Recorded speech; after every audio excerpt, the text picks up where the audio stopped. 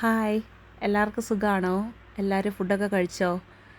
ഇന്ന് ഞങ്ങൾക്കിവിടെ എന്താണ് ഉച്ചയ്ക്ക് സ്പെഷ്യലെന്ന് ഞാൻ പറയാം. ഞാൻ കാണിച്ചു തരാം കേട്ടോ. ഇന്നിപ്പം എനിക്ക് നൈറ്റുണ്ട്, അപ്പോൾ ഞാൻ ഓർത്തു രാവിലെ നമുക്ക് ചോറും കറിയൊക്കെ ഇച്ചിരി നേരത്തെ അങ്ങ് വെച്ചേക്കാം. അങ്ങനെയാണ് ഉച്ച കഴിയുമ്പോൾ കുറച്ച് നേരം ഉറങ്ങാമല്ലോ.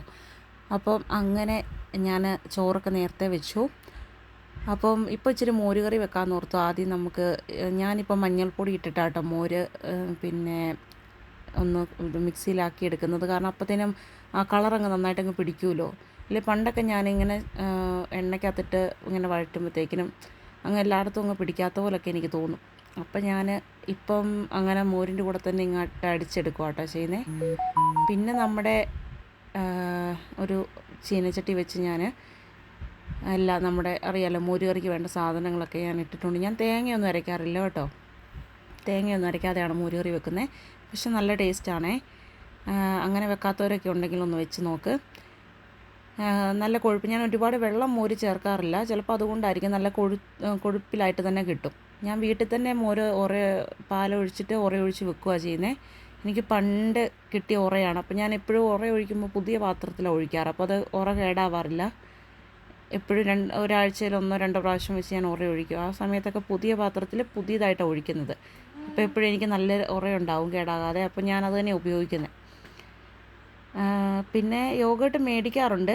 അപ്പം യോഗേട്ട് കൊച്ചിന് കൊടുക്കാൻ വേണ്ടിയിട്ടാണ് കൂടുതലും മേടിക്കുന്നത്. നമ്മളത് മോരുകറി വെക്കാറില്ല, കാരണം അതിന് പുളി കുറവല്ലേ. അപ്പം മോരുകറിക്കൊക്കെ വേണ്ടി ഞാനിങ്ങനെ ആക്കി വെക്കുകയാണ് ചെയ്യുന്നത്. പിന്നെ ഞാൻ ഓർത്തു നമുക്കിന്ന് ഇച്ചിരി പയറ് കൂടെ തോരൻ വെക്കാം. നമുക്ക് ബീൻസ് ഇരിപ്പുണ്ടായിരുന്നു. അപ്പം ഞാൻ ബീൻസും കൂടി പെട്ടെന്ന് എടുത്ത് അരിഞ്ഞിട്ടെല്ലാം പെട്ടെന്ന് തോരൻ വെച്ചു.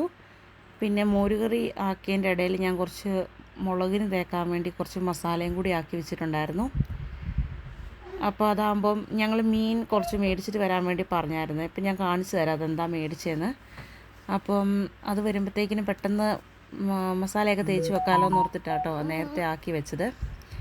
അപ്പോൾ ഇതിപ്പോൾ ഞാൻ ബീൻസ് തോരൻ വെക്കാൻ വേണ്ടി അതിനകത്ത് ഞാൻ ഇപ്പം ഡെസിക്കേറ്റഡ് കോക്കനട്ട് എന്ന് പറയും. ഇച്ചിരി തേങ്ങാപ്പീര പോലെ ഇരിക്കും, ഉണങ്ങിയതാണേ. അപ്പം അങ്ങനത്തെ ചേർക്കുന്നത്. പക്ഷേ തോരൻ വെച്ചാലൊക്കെ അത് വെന്ത് വരുമ്പോഴത്തേക്കിനും നമ്മുടെ സാധാ പച്ചത്തേങ്ങ ഇട്ട പോലെ തന്നെയാണ് കേട്ടോ. ഇപ്പം നമ്മളിങ്ങനെയൊക്കെ താമസിക്കുമ്പോൾ നമുക്ക് ഈ തേങ്ങയൊക്കെ ചിരണ്ടാൻ, എനിക്കാണെങ്കിൽ തേങ്ങ ചിരണ്ടാൻ ഭയങ്കര മടിയുള്ള കൂട്ടത്തിലാണ്. എനിക്ക് ഇഷ്ടമില്ല തേങ്ങ ചിരണ്ടാൻ. അപ്പോൾ ഇങ്ങനത്തെ ആകുമ്പം പണി എളുപ്പമാണ്, നമുക്ക് പെട്ടെന്ന് പണി തീരുകയും ചെയ്യും. പിന്നെ തേങ്ങ മേടിക്കാറുണ്ട്. എന്തെങ്കിലും അപ്പത്തിനൊക്കെ അരയ്ക്കണമെങ്കിൽ നമുക്ക് തേങ്ങ വേണമല്ലോ. അപ്പോൾ അങ്ങനെയൊക്കെ ഉള്ളപ്പോൾ മേടിക്കും. പക്ഷേ ഇതാകുമ്പോൾ ഈ തോരനും അങ്ങനത്തേനൊക്കെ ഇടാനായിട്ട് പെട്ടെന്ന് പണി തീരും കേട്ടോ. അപ്പം തോരൻ അവിടെ ആയിട്ടുണ്ട്. അപ്പോൾ ഇതാണ് നമ്മുടെ മീൻ കേട്ടോ. അപ്പം നമുക്ക് ഇപ്പം ഒരു 3 സെറ്റ് ആണ് ഞാൻ മേടിച്ചിട്ടുള്ളത്. നമ്മൾ ഇന്നലെ നമുക്ക് പോകാൻ പറ്റിയില്ല. അപ്പോൾ ഇവിടെ ആഴ്ചയിൽ ഒരു ദിവസം വെച്ചിട്ട് ഇവിടുത്തെ മലയാളി കടയിൽ മീൻ വരും കേട്ടോ. ഫ്രഷ് ആയിട്ടുള്ള മീൻ വരും. അപ്പോൾ ഇന്നലെ നമ്മളങ്ങനെ നമ്മുടെ അടുത്തുള്ളവർ പോയപ്പോൾ നമുക്കും കൂടി മേടിച്ചിട്ട് വന്നതാണേ.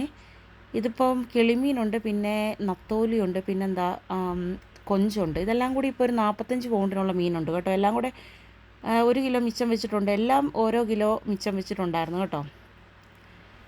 അപ്പം അതിനകത്ത് കുറച്ച് നത്തോലി എടുത്ത് ഞാൻ പെട്ടെന്ന് ക്ലീനാക്കിയേ. അപ്പോൾ അത് വറുക്കാമെന്ന് ഓർത്തിട്ട് അപ്പോൾ അതിനുള്ള പരിപാടി ഇതിപ്പോൾ വറുത്തുകൊണ്ടിരിക്കുകയാണ്.